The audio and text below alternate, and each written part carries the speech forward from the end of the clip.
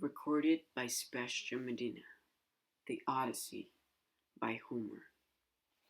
Tell me, O Muse, of that ingenious hero who travelled far and wide after he had stacked the famous town of Troy. Many cities did he visit, and many were the nations with whose manners and costumes he was acquainted.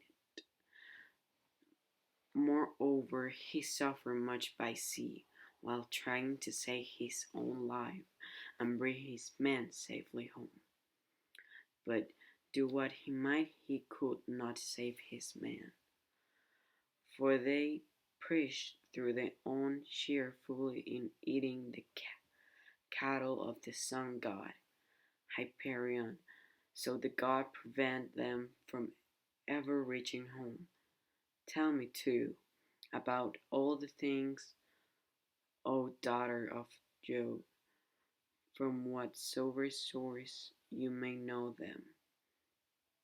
So now all who escaped death in battle or by shipwreck had got safely home except Ulysses, and he thought he longing to return his wife and country, was detained by the goddess Calypso, who had got him into a large cave and wanted to marry him. But as a year went by, there came a time when the gods settled that he should go back to Ithaca. Even then, however, when he was among his own people, his troubles were not yet over. Nevertheless, Nevertheless, all the gods had now begun to pity him, except Neptune, who still pursued him without ceasing and would not let him get home. Now Neptune had gone off to the Utopians, who are the world's end, and lie in two houses. The one looked west and the other east. He had gone there to accept a hecatomb of sheep and oxen, and was enjoying himself at a festival. But the other gods met him in the house of Olympian Jove, and the shire of gods and men spoke first. At the moment he was thinking of Alcestis, who had been killed by Agamemnon's son Orestes. So he said to the other gods, see now how men lay blame upon us gods, from what is after all nothing but their own folly. Look at Augustus, he must need make love to Agamemnon's wife, unrighteously, and then kill Agamemnon. Thought he knew it would be the death of him, for I sent Mercury to warn him not to do either of these things, inasmuch such as Orestes would be sure to take his revenge. When he grew up and wanted to return home, Mercury told him, this is all good will, but he would not listen, and now he has paid for everything in fully. The Minerva said, Father, son of Saturn, king of kings, it deserved a hengst, right? And so it will anyone else see who does as he did. But Hengstus is neither here nor there. It is for Ulysses that my heart bleeds when I think of his fairings in that lonely sea girt island, far away, poor man, from all his friends. It is an island covered with forest, in the very middle of the sea, and the goddess lives there, daughter of the magician Atlas, who looks after the bottom of the ocean and carries the great columns that keep heaven and the earth asunder.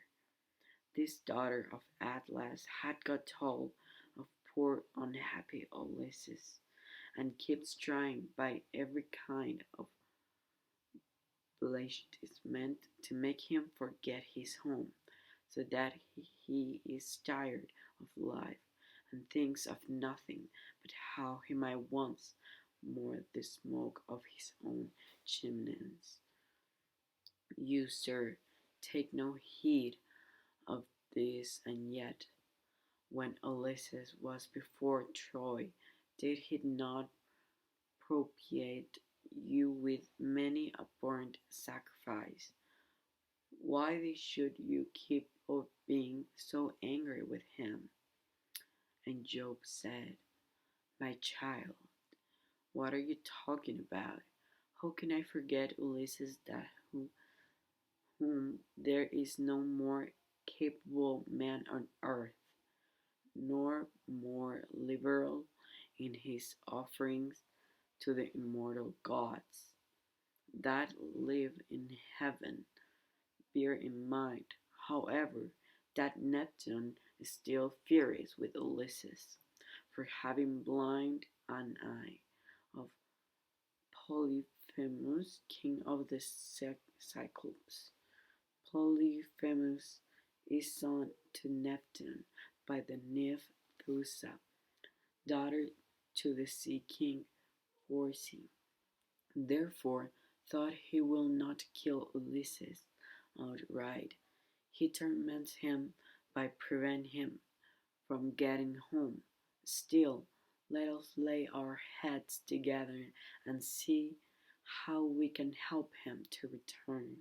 Neptune will then be pacified, for, for if we are all might, he can hardly stand out against us. And Minerva said, Father, son of Saturn, king of kings, if then the gods now mean that Ulysses should get home, we should first send Mercury to the Ogygian island to tell Calypso that we have made up our minds, and that he is to return. In the meantime, I will go to Ithaca to put her into Ulysses. So the Telemachus, I will enable him to call the Icenians in assembly and speak out of the situations of the mother Penelope, who persists in eating up a number of his sheep and oxen. I will also conduct him to Sparta, to Pylos, to see if he can hear anything about the return of the dead father, for his will make people speak well of him. So saying, she bound on her glittering golden sandals, imperishable, with which she can fly like the wind over land or sea. She grasped the bold bronze-shod spear, so stout and sturdy and strong, wherewith she quells the ranks of heroes who have displaced her, and down she darted from the topmost summit of Olympus, whereon forthwith she was in Inca, at the gateway of Ulysses' house, disguised as visitor, Mentes, chief of the Taphians, and she held a bronze spear in her hand. There she found the lordly suitors, seated on the hides of the oxen, which they had killed and eat, and playing draughts in front of the house. Men servants and pages were bustling about to wait up them, some mixing wine with water in the mixing bowls, some cleaning down the tables with the wet sponge and laying them out again, and some cutting up great quantities of meat. Telemachus saw her long before anyone else did. He was sitting moodily among the suitors, thinking about his brave father, and how he would send them flying out of this house if he were to come to his own again and be honored as in days gone by. Thus brooding as he sat among them, he caught sight of Minerva and went straight to the gate. From For he was vexed that a stranger should be kept waiting for Artemis. He took her right hand in his own and bade her give him her speak. "Welcome," said he, "to our house, and when you have partaken of food you shall tell us what you have come for." He led the way as he spoke, and Minerva followed him. When they were with him, took her spear and set it in the spear stand against a strong iron post, along with many others spears of his unhappy father, and he conducted her to the richly decorated seat under which he threw a cloth of damask. There was a full stock also for her feet, and set another seat near her for himself, away from the suitors, that she might not be annoyed while eating by their nosy and insolence, and that he might ask her for more freely about his father. A maid servant then brought them water in a beautiful golden ewer, and poured it into a silver basin for them to wash their hands. And she drew a clean table beside them, and upper servant brought them bread, and offered them many good things of what there was in the house. The cavern fetched them plates of all manner of meats, and set cups of golden by their side. And a manservant brought them wine, and poured it out of them. Then the suitors came in to look their places on the branches and sit, for with menservants pour water over their hands. Men went round with a bread basket, page filled of the wine, mixing bowls with the wine and water, and laid their hands upon the good things that were before them. As soon as they had enough to eat and drink, they wanted music and dancing, which are the crowning embellishments of a banquet. So a servant brought an iron to Phineas. Would they compel performance to sing them? As soon as they touched his lyre and began to sing, Telemachus spoke out to Minerva, with his head close to her, so no man might clear. "I hope, sir," said he, "that you will not be offended with what I am going to say.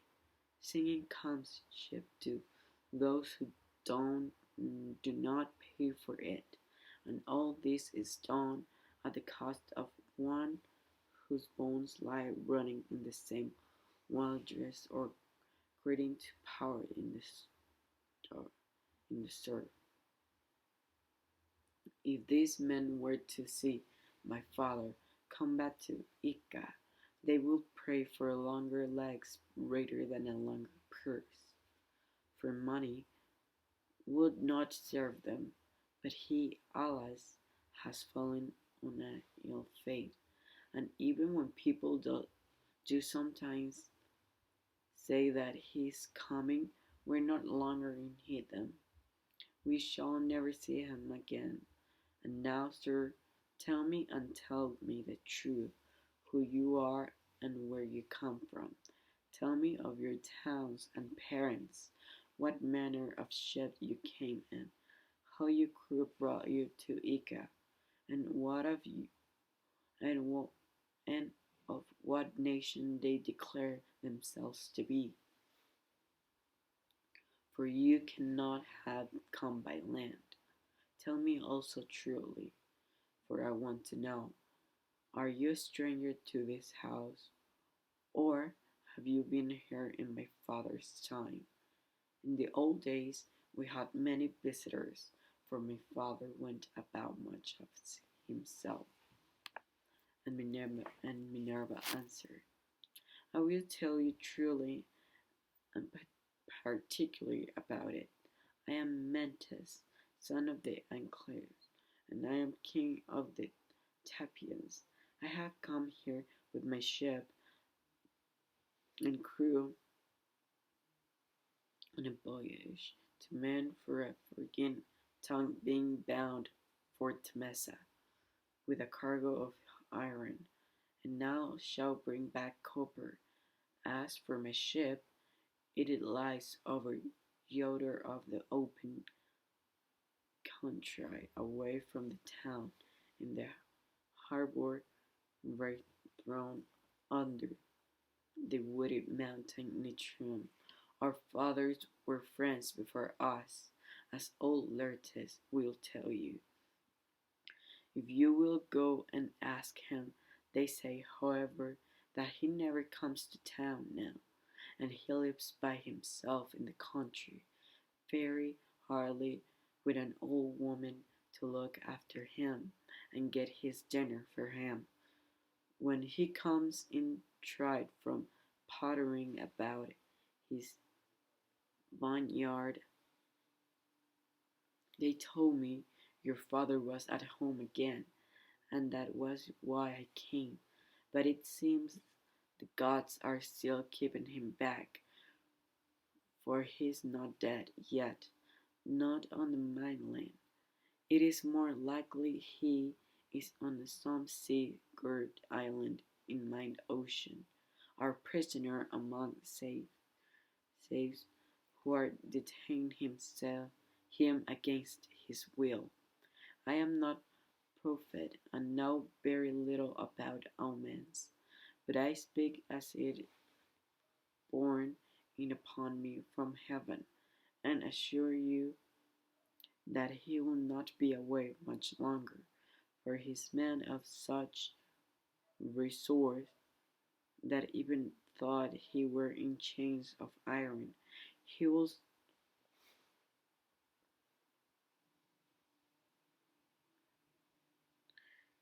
he would find some means for getting home again.